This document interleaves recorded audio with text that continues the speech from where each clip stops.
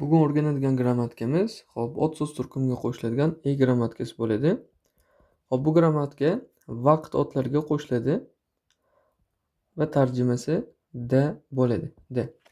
Bu Sejong Hangugo 1A kitobi 7-mavzusi 1-grammatikasi hisoblanadi. Demak, uli undosh farqi yo'q holatda ni qo'shamiz. Tarjimasi da dedik. Va birinchi mashq pinkanal chevo posayo. Ya'ni bo'sh joyni to'ldirib ko'ring. Namunani ko'radigan bo'lsak, mana 9-oy, seshanba va 12-sana ekan. Savol: Onje Hanguge kayon? Qachon Koreyaga borasiz? Aytyapti, Kuvol ship-i ire kayon. 9-oy, 12-kunida boraman. Xuddi shu namuna asosida savollarga javob beramiz. Birinchisi, onje chuno shirilmannayo? Qachon chuno bilan uchrashasiz? Biz aytamiz, 1-oy, 17-kunida. Birinchi oy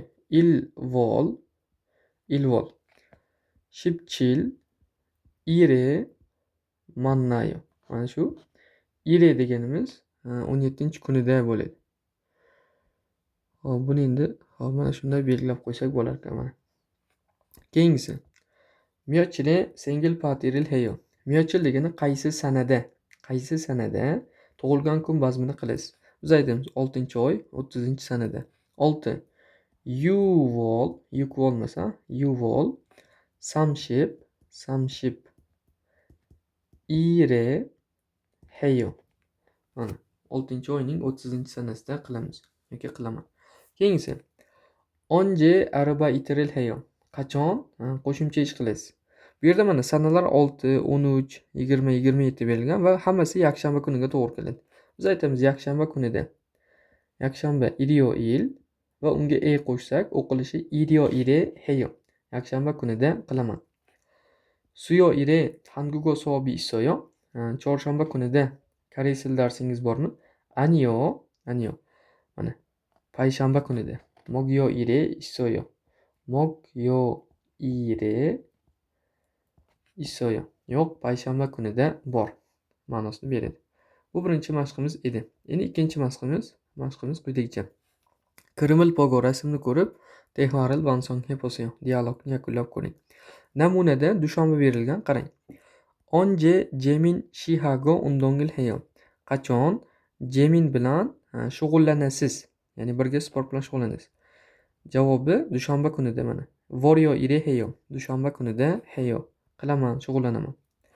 Endi onje tiramaril payo. Qachon serial ko'rasiz?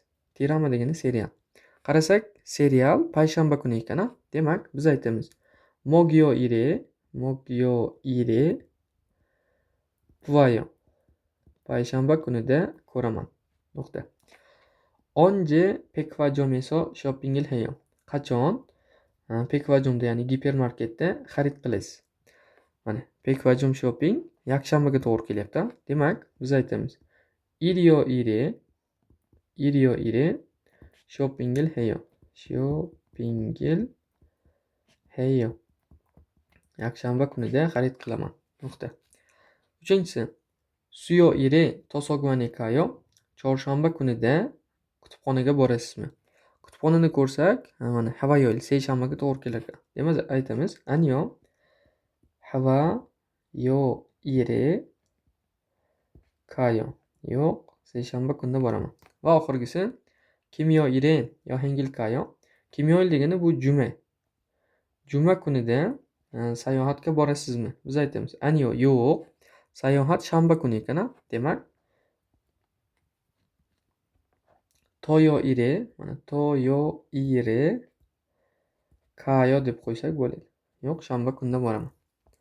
Shu grammatikamiz bo'ladi. Vaqt otlariga ulli undosh farqsiz holatda qo'shiladi. Tarjimasi da. Bundan oldin bilan boshlanuvchi ikkita grammatika o'tilgan.